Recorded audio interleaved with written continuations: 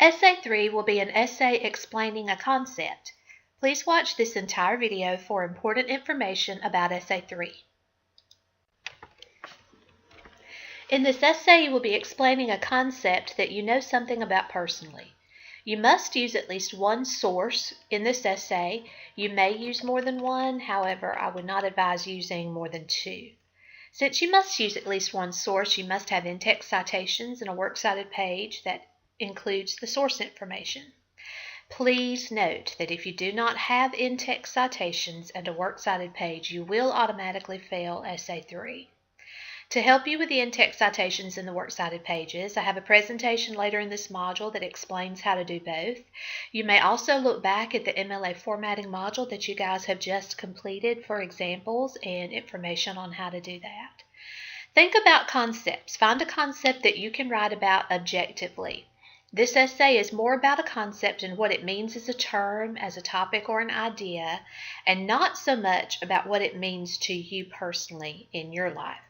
Look at the list on page 152. Also read the essays in the book and note how these authors write about their concepts. Try to parallel these techniques in your own essay.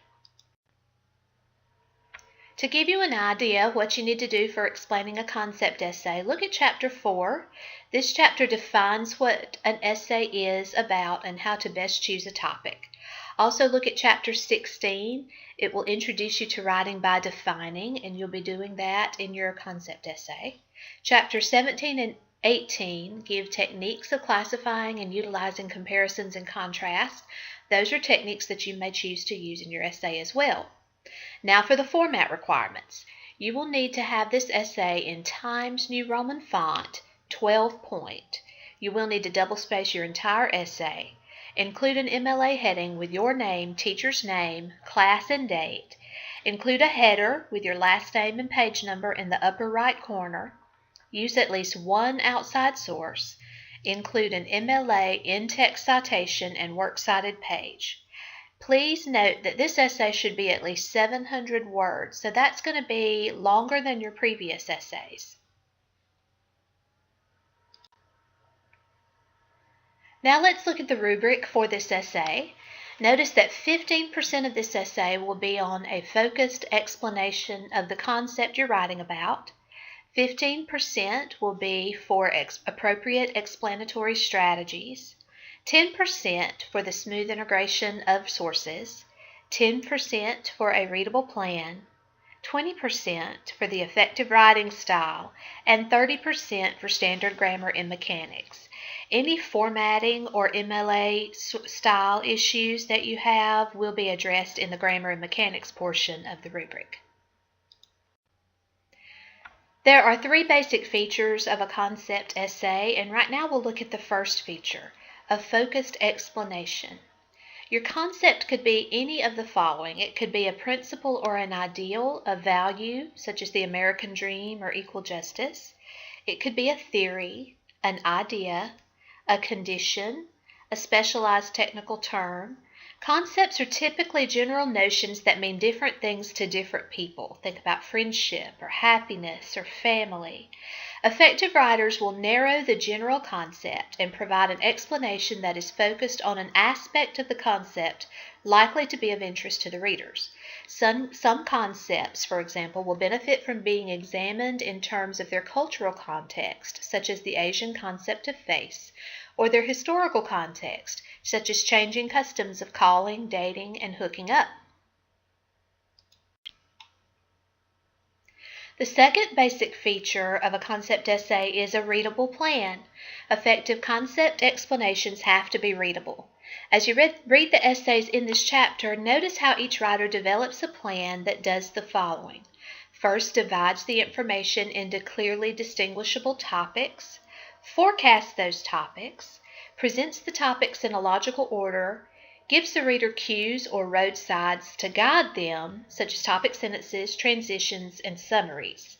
Now let me remind you, you're going to be writing about one particular concept, but under that concept you will have subtopics. Those topics can be introduced in the introduction of your paper, and then you can break those down into more detail in your paragraphs. You want to forecast in the beginning of your essay the subtopics that you're going to cover, and then discuss those topics in a logical order. Basic feature number 3 of a concept essay is appropriate explanatory strategies. Writers of essays explaining a concept typically present information in a number of different strategies, such as defining key terms, classifying or grouping together related material, comparing or contrasting ideas, narrating anecdotes or processes, illustrating with examples, visuals, or lists of facts and details, reporting established causes and effects. So as you read the essays in this chapter, make note of how they use these strategies. Note that essays explaining concepts depend especially on clear definitions. Any key terms that are likely to be unfamiliar or misunderstood by the reader must be explicitly defined. Illustrations usually also play a key role because examples, visuals, and other details can help make abstract concepts understandable. Every piece of writing has a purpose. As you read concept explanations in this chapter, ask yourself what seems to be the writer's purpose in explaining this concept. For example, does the writer seem to be trying to teach readers about an unfamiliar concept, something they may not know anything about, to engage readers' interest in a concept, to better understand the concept himself by explaining it to others, or to demonstrate knowledge of the concept and the ability to apply it? You will be writing to explain a concept. Your purpose will be to inform your audience about a concept that you are already familiar with. Think about audience. As you read, also try to determine what the writer assumes about the audience. For example, does the writer expect readers to be generally well informed but not knowledgeable about this particular concept, so they have some familiarity with it but not too much? Do they assume that the readers may not be especially interested in the concept at all? Do they know that the only or primary reader is the instructor who knows more about the concept than the writer does and who is evaluating the writer's knowledge? Do they anticipate that the readers will be unfamiliar with the concept, so the essay will serve as an introduction? Do they anticipate that readers will know something about the concept so that the essay may add to their prior knowledge or provide a new perspective? Remember that your audience for this particular essay will be me, your instructor, and also your classmates who will be reviewing your essay for you. We may or may not know something about the concept that you're going to discuss, so go at it from that point of view. Now let's talk about outside source requirements. For this essay, you must include at least one outside source. You may use more than one, but I would not advise you to use more than two. You may get this source from a book, a magazine, a journal, a database, or from a reputable website. If you have any questions about whether the website that you're looking at is reputable, go back to the MLA module. We had an activity that went over that for you, how to determine if a website is an appropriate source. If you can't find the answer or you're not sure, you can always ask. You may not use Wikipedia. Anytime you use an outside source in an essay, you must have the following or you will automatically fail the essay. You must have an MLA in-text parenthetical citation. Remember, in the module you've just finished, you were instructed how to do that and you got some practice with that. So go back to that module if you have trouble with that. Also, you must have an MLA works cited page. If you only use one source, you will only have one entry on your MLA works cited page. If you use more than one source, you must have an entry for each source that you use.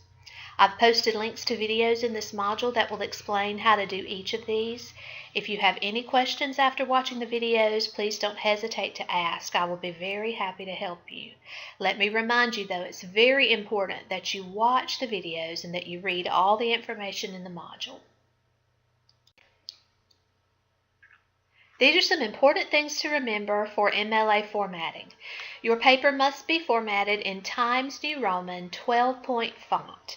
You must have 1-inch margins. Your entire paper must be double-spaced. You should have a heading at the top with your name, instructor's name, class, and date. This is on the left. It does not go in the header. It starts on the first line of the page. Then you should have a header, top right, with your last name and page number.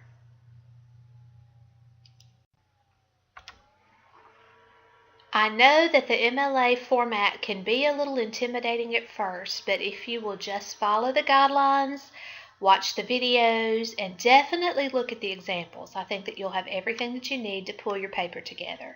If you have any questions at any time, be sure and text me or email me or message me in Canvas, and I'll get back to you as soon as I can. I want to tell you guys that I will give you 5 points on the final draft of Essay 3 if you send me an email and say, Miss Mayo, we saw the apple on your desk at the end of this video. Good luck, you guys.